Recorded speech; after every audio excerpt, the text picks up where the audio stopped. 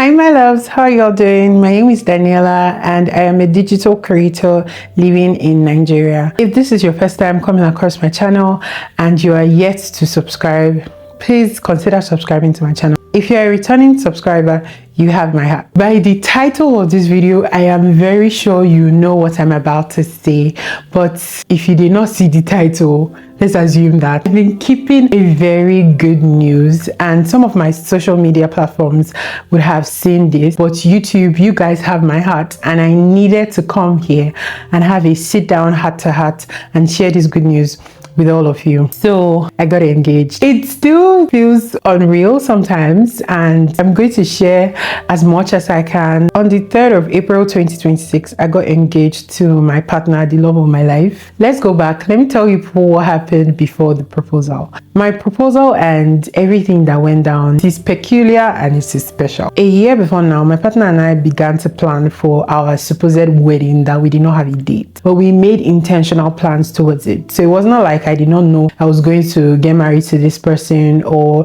I did not know this was the person for me. I knew that, I just never knew the day he was going to propose. We talked about it, we dreamt about it, we lived in every moment that related to it. We went as far as getting wedding bands. I'm going to attach a video, pictures or videos of our wedding bands at the time we went to take it for washing at the goldsmith. We knew the outfits we were going to wear, budgeted for certain things. He had sent money for my outfit for the wedding. We had picked colors.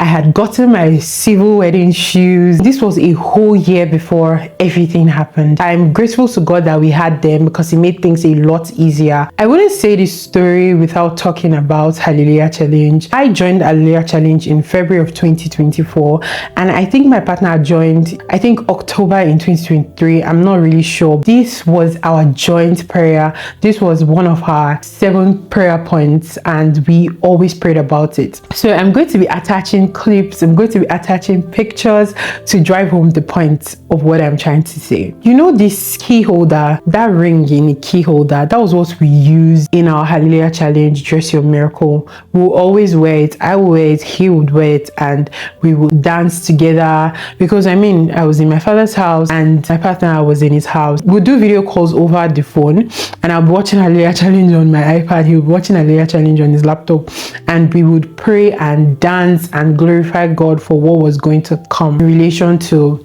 our divine marriage. Fast forward to certain events that happened late last year and early into this year. It felt as though there was a pause to the plan. So we stopped planning, we stopped talking. We talked about it, but we didn't make as much moves as we did earlier last year when we're getting this and getting that. It was just between the both of us. We did not tell anybody. We just knew we were going to get married, and we put these things in motion. Into this year, if I was told in January that I would get engaged in April, I wouldn't have believed it. I knew it was going to come, but I didn't know when, I didn't know how, I didn't know what it was going to look like. I even got my proposal outfit last year. I got my Thanksgiving for my wedding outfit last year. These were manifestations that we took in relation to these events of our lives. Sometime in April, at the ending of March, my partner and I had to be in Abuja at the same time. We flew in the same time and we were in the same hotel. It was really weird because he kept acting funny. He kept asking questions. I did not know that I was going to get proposed to in few days. So what I went for in Abuja, I went for it the next day, which was the 1st of April. What he went for was for the 2nd of April, and we both flew out of Abuja to Benin City on the same 2nd of April. So all through the time in the hotel, he was acting funny. For some funny reason, I knew. We had planned when he was going to see my parents, and that was before we both went to Abuja. When we went to Abuja, I knew there was something. It would usually not be very possessive of his phone, but he was possessive of his phone for the most part of that 2 days we were in Abuja for. Okay, there was this time the event planner had sent him a message. I can't even remember her name at the moment. I was holding his phone and I saw the text, and I was like, oh, this person sent you a message. And it was like, yeah, and it's some girl. There was nobody that would text him that I do not know the person. So this name, Yoruba name, coming from nowhere, I don't know you knowing anyone that is Yoruba and sending you a message, and you're randomly just saying, oh, it's some girl, she's doing something for me. And I'm like, I didn't want to hit on it a lot. It was just one random conversation. Oh, is this girl? And we just moved past it. So we went to Benin City. While we're in Abuja, he said he was going to take me out. When we get to Benin, we should go celebrate for what we went for, what I went for, and what he went for, and how everything worked out. When you hear people say, oh, my partner said I should dress up for an event, or my partner said I should dress up for a date, I would not take it as a serious thing, because this is something we always do. We do not celebrate our birthdays with anyone. We just go on a date, intimate dates, have conversations, talk about our lives, talk about how much we love and care for each other. And basically, dates are like a regular thing for us. So when he said let's go on a date, I didn't take it serious. He booked my makeup artist in Benin City, and I don't know, he made a statement or he said something. I don't know what he said. And I was like, you know what? I don't think I want to go for these dates. Let's just forget about it. He was like, no, you're going for the date.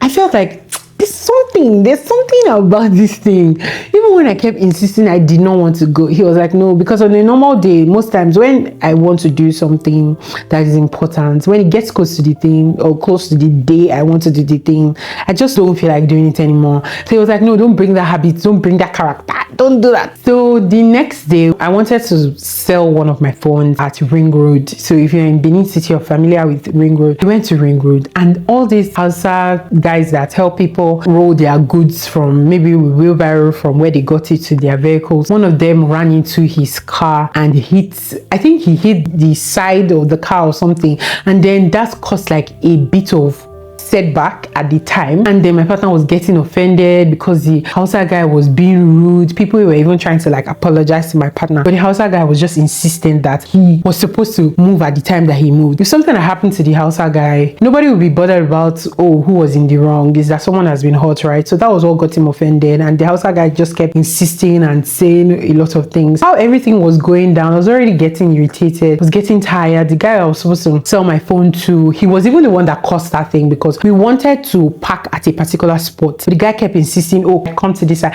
So me, I was already getting irritated with the situation with the Hausa guy and the situation with the guy I was about to sell my phone to. And then came down finally to meet the guy. Because it's an eSIM phone, I had to transfer my SIM from the phone to my other phone. Then the lady was confused what I wanted to do. You do SIM swap and you're confused. Well, let's not go into that. Those three things, the guy I was about to sell my phone to, the lady that was going to do my SIM, and the Hausa guy, the three events put together spoiled my mood so bad. And I kept saying, I do not want to do this. Even on our way to the makeup artist, he tried to calm me down. Oh, you can't go and do your makeup squeezing. You have to be in a good mood. Today is going to be a good day. All those comments, you understand? It just made me realize, okay, maybe something's about to happen. I got to my makeup artist and I started my makeup. I don't remember what he said was going to get, but he didn't stay with me at the makeup artist studio. And on a normal day, when we go there, my partner would always sit down there to crack me up, to keep me happy and bubbly and everything. He had a reason to leave, and I'm like, okay. And my makeup artist already had another session after me, so she was trying to like be fast. And I kept telling her that I think my partner is about to propose, and she was like, what? And I said, yes, I actually think this guy's about to propose, and he doesn't know how to hide things from me. Do you understand? So with the little here and there. Another thing I forgot to tell you guys, before we went to Abuja, he sent me 2 locations where we were going to go for these supposed dates. One was the residence, which we finally used, and the other one was Wantan. They even sent me their TikTok handle to go through it and everything, which I did. Go back to the makeup artist now. I am waiting for this man. And then he finally came. He tried to rush me to dress up and everything. Oh, babe, time is going. We need to go for the date. It's already late. I mean, this was around 8 p.m. So we finally went there. It was trying to help me put on my shoes, which is, I mean, something he always does. God bless him for that. I noticed he was very impatient. There was something uneasy. What's going on with this guy? We went into the place. There's kind of like a sit out, like in a living room setting, and then there's where you would go inside for a proper date. But there were still tables and chairs to eat at that sitting room setting. So when we sat down, I was going through the menu. Usually when we go on dates, I always pick what we want to eat, because he would never actually pick what we want to eat. He kept communicating with someone else. So I just continued looking at the menu. When I picked what we're going to eat, then he was like, oh baby, you need to wait, we need to wait here for a bit. Then he went inside, came out again. The person handling everything, which I guess was the manager, the person was also trying to talk to me. Oh, you need to wait here for a bit. My partner came out again to join me where I was seated. I was like, oh babe, now we can go inside. We got inside. There was a place to take pictures, this mirror design where you could take mirror pictures and whatnot. So I was standing there. My partner was like, oh babe, take pictures now, you look really good. Mind you, I had worn what I planned to wear for my supposed proposal, and I just wore it. It wouldn't hurt. If it was the proposal, fine. If it wasn't, well, I'll make another one. That was what I just told myself. So I was taking pictures. My partner even came to join me. I was like, oh babe, let's go inside now. He opened the door and I walked in. First, the place was dark because where they finally did the proposal was another room into the door we opened, and then the proposal side had light, but I didn't know that was the proposal side because there were still chairs and tables, and there were people sitting there, random people. They didn't look like they came for a date or whatever. They just sat down there, not knowing that was the decorator, which was the lady that texted him when we were in Abuja, and the videographers. I walked in and I saw it and I was like, what's going on here? Yeah, that was when he asked me to marry him. At first, he made the joke of, oh, I'm not going to kneel down, I'm a Bini man. He always said that, but I mean, he went down on one knee, because who are you going to propose to standing? It was really a very beautiful event. So grateful to God for that. We made videos. I video called my family members. Proposal, engagement, whatever you want to call it, was really, really beautiful. We went to my partner's parents' house. I showed my sister-in-law the ring, my sister's-in-law, also my parents-in-law, the really best ones. I'm most grateful to God that the person that he chose for me was also the person that I wanted for me. Because I mean, in this age and time, you barely find someone that you love and God has chosen for you in one person. I started dating my partner on the 20th of October 2020. We got engaged on 3rd of April 2026. Over 5 years of bliss with one person that I've loved the most, my favorite human being in the whole world. This has always been the divine orchestration of God. It has always been in everything that we did together, my partner and I. I mean, when I eventually bring him on the channel, I'm going to bring him with a particular video that's going to show the depth of everything that we share. Saying yes wasn't difficult because this is my person. I lose my breath whenever I see you. You stole my heart, what is it that you do? My life was great till you added colors. Like the moon needs the sun, we don't care about the others. You set my world on fire. You're my heart's desire. I just wanna love you, just wanna hold you, just wanna be with you till we grow old. Please tell me you'll stay or take me away. I want you for myself every single day.